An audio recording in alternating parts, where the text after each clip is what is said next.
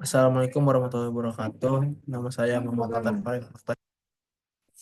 Bersama kelompok saya akan mempresentasikan laporan tugas besar K3. Next. Di sini latar belakangnya adalah di PT PLN Persero. Jadi PT PLN Persero itu merupakan eh, perusahaan BUMN yang bergerak di bidang penyediaan tenaga listrik di Indonesia, termasuk layanan perbaikan pemeliharaan jaringan. Meskipun PLN telah memiliki sistem manajemen K3, masih terdapat kasus kecelakaan di lapangan. Salah satu contohnya terjadi di Ambon pada Februari 2020, di mana seorang teknisi mengalami luka bakar akibat menyentuh kabel saat melakukan perbaikan jaringan listrik. Manfaat dari laporan ini adalah untuk perusahaannya adalah untuk meningkatkan keselamatan kerja dan meningkatkan produktivitas. Sedangkan untuk manfaat pada mahasiswanya adalah meningkatkan pendidikan dan kesadaran atas keselamatan kerja dan keterampilan analitisnya. Tinjauan perusahaan. Berikut adalah tinjauan perusahaannya, profil perusahaannya. PT PLN adalah perusahaan BUMN yang bertanggung jawab dalam pembangkitan transmisi dan distribusi listrik di Indonesia. Sebagai penyedia utama tenaga listrik, PLN memastikan pasokan listrik yang andal untuk rumah tangga, industri, dan sektor bisnis. Salah satu unit kerjanya adalah PLN-P3, yaitu unit pelaksanaan pelayanan pelanggan, yang berfokus pada pelayanan pelanggan dan pengelolaan jaringan listrik, distribusi listrik. Visi misinya adalah mencerminkan komitmen PT PLN Persero dalam menyediakan layanan kelistrikan yang andal, berkelanjutan, dan inovatif di tingkat regional maupun global. PLN berusaha untuk menerus meningkatkan kualitas pelayanan keandalan jaringan kelistrikan agar dapat memenuhi kebutuhan energi masyarakat dengan optimal.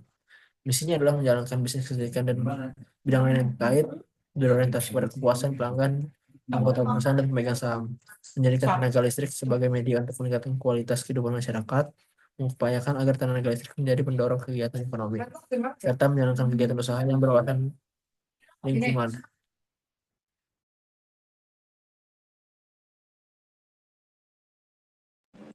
Selanjutnya yaitu adalah tinjauan pustaka. Di next. Di sini ada yang pertama ada keselamatan dan kesehatan kerja atau dapat disingkat sebagai K3.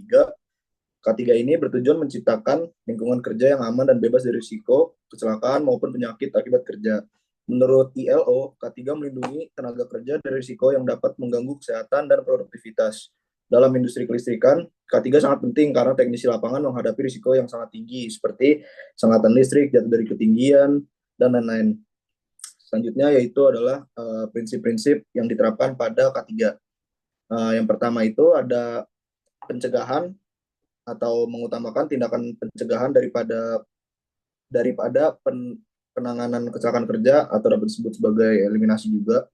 Selanjutnya yaitu ada partisipasi aktif, melibatkan semua pihak termasuk pekerja dalam upaya menjaga keselamatan. Lalu yang ketiga ada kepatuhan, mematuhi peraturan perundang-undangan yang berlaku terkait keselamatan kerja. Lalu yang keempat yaitu adalah pengawasan dan evaluasi, melakukan monitoring secara berkala untuk mengidentifikasi, memperbaiki potensi bahaya. Next. Nah, selanjutnya di sini ada hazard identification, risk assessment, dan juga risk control atau dapat disingkat sebagai HIRARC. Nah, jadi hierarki ini adalah metode utama dari pengelolaan K3 yang terdiri dari tiga poin, yaitu yang pertama hazard identification, itu mengidentifikasi semua potensi bahaya dalam aktivitas kerja. Yang kedua itu ada risk assessment, yaitu menganalisis kemungkinan terjadinya kecelakaan dan tingkat keparahannya. Yang ketiga itu ada risk control, menentukan upaya pengendalian untuk mengurangi risiko tersebut. Menurut Manuel pada di tahun 2014, penerapan hierarki ini membantu perusahaan untuk mengelola risiko secara proaktif dan mengurangi kejadian kecelakaan kerja. Selanjutnya itu ada hierarchy of control dalam pengendalian risiko. Jadi dapat dilihat pada di gambar yang di kiri itu ada hierarkinya. Paling atas itu merupakan eliminasi, itu menghilangkan bahaya secara sepenuhnya. Di bawah eliminasi itu ada substitusi. Substitusi itu mengganti bahaya dengan sesuatu yang lebih kurang berbahaya. Lalu yang ketiga itu ada engineering controls, yaitu mengisolasi orang dari bahaya. Selanjutnya itu ada administrative controls, yaitu mengubah cara kerja untuk mengurangi resiko. Dan yang kelima itu ada PPE atau personal protective equipment, yaitu memberikan perlindungan kepada individu. Oke, boleh di next. Dapat dilanjutkan oleh teman saya, Rifki. Selanjutnya yaitu ada analisis permasalahan ketiga. Di sini ada definisi sistem. Definisi sistem sendiri itu terkait dari teknisi di PLN. Yang pertama ada penerimaan laporan gangguan, yang kedua ada identifikasi lokasi dan penyebab, yang ketiga ada persiapan APD dan peralatan, yang keempat ada pemadaman listrik area kerja, yang kelima perbaikan, pengujian, pelaporan, dan yang terakhir ada evaluasi, yaitu ada man, machine, material, method, and environment. Selanjutnya ada eh, evaluasi sistem K3 di PLN. Yang pertama ada kelalaian penggunaan APD, yang kedua ada inspeksi alat kerja kurang optimal, yang ketiga ada material jaringan listrik degradasi, yang keempat ada SOP kadang tidak dipatuhi, yang kelima ada medan kerja sulit, cuaca ekstrim. Selanjutnya ada identifikasi potensi bahaya. Yang pertama ada uraian pekerja, perbaikan jaringan listrik, potensi bahayanya yaitu risiko sengatan listrik akibat kabel bertegangan. Yang kedua ada pekerja di ketinggian, potensi bahayanya yaitu risiko jatuh dari ketinggian. Yang ketiga ada penggunaan peralatan listrik, potensi bahayanya yaitu risiko alat tidak berfungsi atau rusak. Yang keempat ada kondisi medan kerja sulit, potensi bahayanya yaitu ada risiko cedera akibat akses terbatas. Yang terakhir ada kelalaian penggunaan APD, potensi bahayanya yaitu ada risiko luka bakar atau cedera.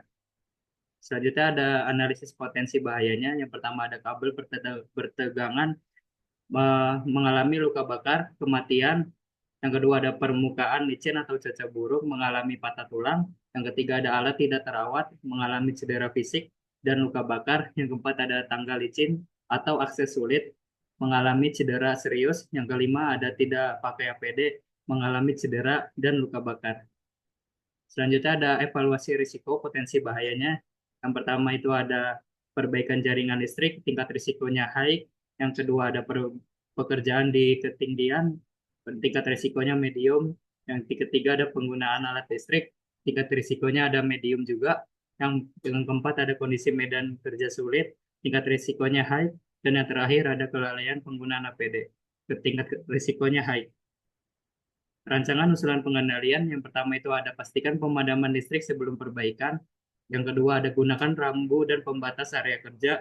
Ketiga ada gunakan harness dan APD di ketinggian. Keempat ada periksa rutin alat kerja. Kelima ada pelatihan tangga dan medan kerja sulit. Dan yang terakhir ada sanksi tegas jika tidak pakai APD. Sekian presentasi dari kelompok kami. Kurang lebihnya mohon maaf. Assalamualaikum warahmatullahi wabarakatuh.